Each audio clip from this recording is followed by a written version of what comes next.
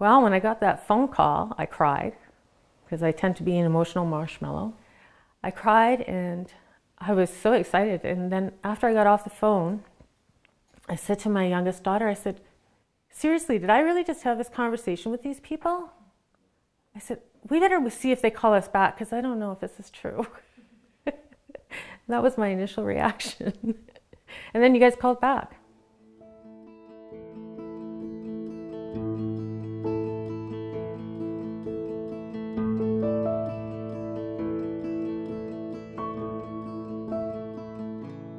I'm Michelle, and I'm 50 years old.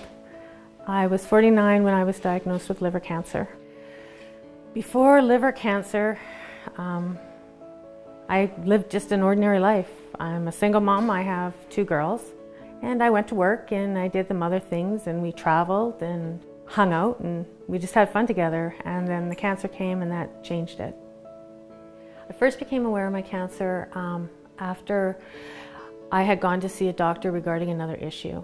He had gotten a CAT scan done and they had actually seen something, what they thought possibly could be cancer in my lungs.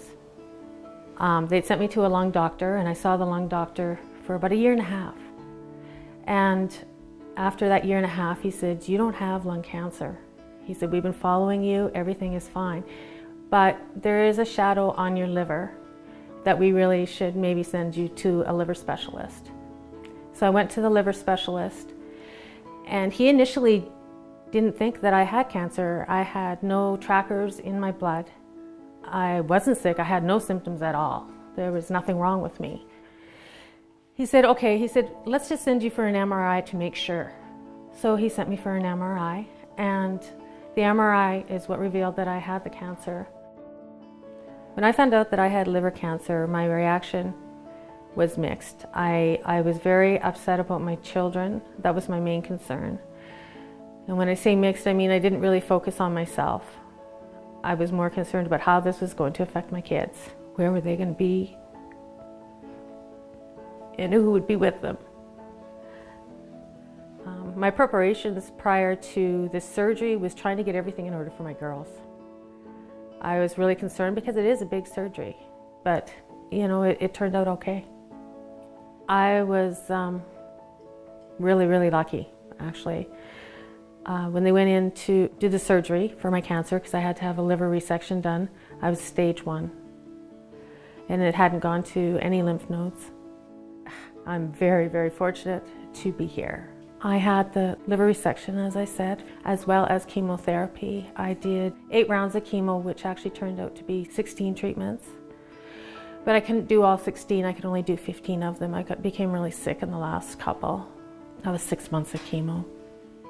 Chemo initially was really, really difficult. I was very nauseated, very sick to my stomach. I lived with a bucket next to my head. I couldn't sit up and I couldn't lay down. I had to stay in between. After they found some better medication for me to help the nausea, I did better, and I was just very tired. I was very tired. I didn't have the energy to do the things that I used to do, and that really interfered with our life being a single mom. It was hard. Initially, the stress was, I tried to hold a lot of it in. I didn't want my children to know that I was worried. My kids, I think, probably handled it better than I did. They were very supportive. I had a daughter who was 14 and a daughter who had just turned 19 when this happened. My mother stepped up and she helped like crazy. I had more friends and colleagues at work that cared than I knew. They filled my deep freeze. I didn't have to worry about buying groceries. They had people come and clean my house, so I was pretty lucky. Pink Wig Foundation, I found out actually by going on the internet. I didn't know anything about it. I thought there's got to be something out there that can help me because financially I'm in a little bit of a pickle.